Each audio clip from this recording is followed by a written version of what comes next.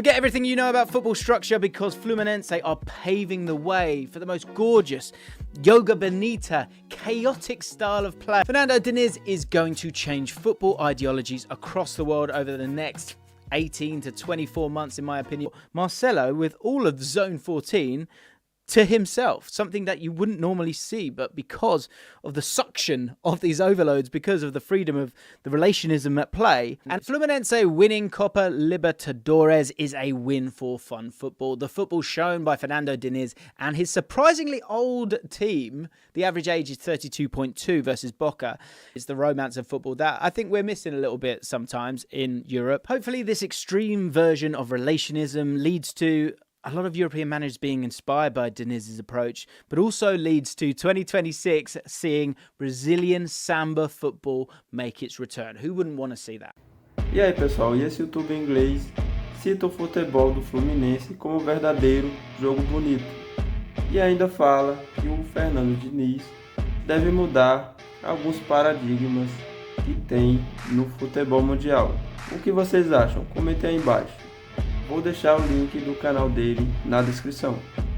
Forget everything you know about football structure because Fluminense are paving the way for the most gorgeous, yoga bonita, chaotic style of play that's also getting success. Fernando Diniz is going to change football ideologies across the world over the next 18 to 24 months, in my opinion, following Fluminense's 2-1 win over Boca Juniors in the Copa Libertadores final. But how is his relationism approach changing everything that we thought we knew about football? Right, let's start off with talking about relationism versus positional play, because for the most part, positional play is the ideology that players have their set positions and generally patrol a certain area of the pitch, and in particular it's a way of utilizing the space and the depth of the pitch the best you can, so that often you have not the same players in the same areas of the pitch congesting it, but making the pitch as wide as possible. But relationism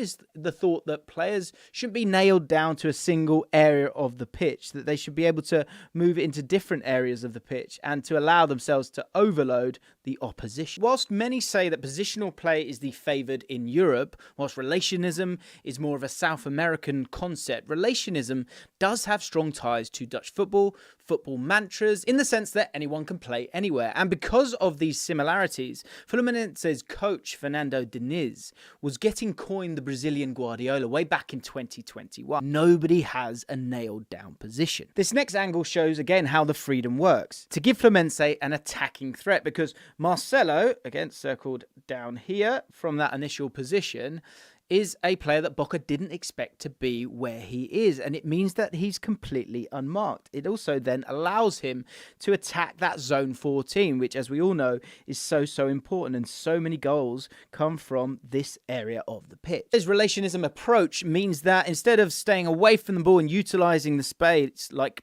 positional play, the idea is the opposite, is that players come towards the ball to create overloads against the opposition, but also it's really important that it destroys the opposition's defensive structure. That there are 6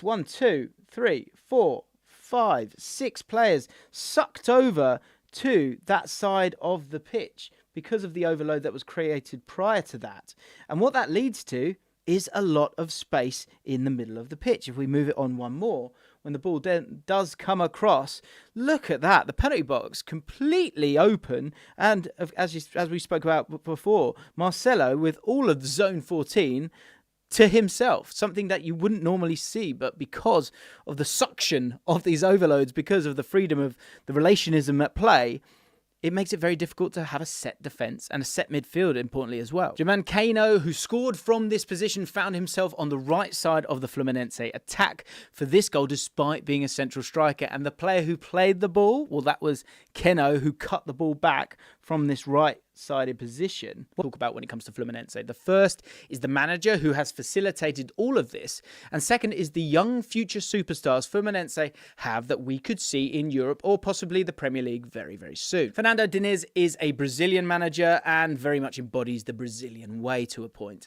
For a few years now, the Brazilian national team has moved to a more European style of play due to the majority of their players being based in Europe and playing in positional play style teams. But Diniz is keeping Samba football alive with his take on the Brazilian way. And do you know who the current Brazil manager is?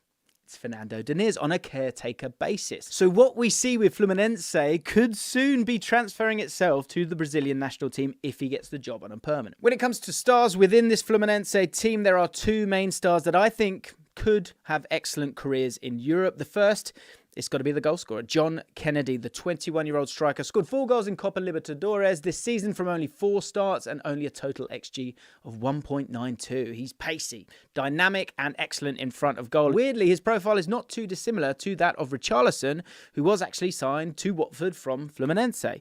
The second player I want to talk about is Andre. A lot of you guys will know about him and will have done your research on him because he was heavily linked to Liverpool earlier in the transfer window or before it shut. I think this guy is a star in the making. He's a central defensive midfielder who's ridiculously good at winning the ball back. 4 tackles and interceptions per 90, but he also averaged 86 touches per 90. These stats are from the Copa Libertadores, by the way, so the level is pretty high, and his ability to progress the ball and play through pressure is a really important element from modern football these days. Not just to sort of play and pass, but to be able to take players out of the game, I think is really important. And Fluminense winning Copa Libertadores is a win for fun football. The football shown by Fernando Diniz and his surprisingly old team, the average age is 32.2 versus Boca, is the romance of football that I think we're missing a little bit sometimes in Europe. Hopefully this extreme version of relationism leads to a lot of European managers being inspired by Diniz's approach,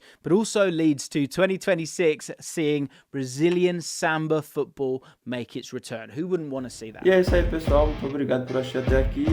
O link do canal do rapaz está aí na descrição. E até a próxima.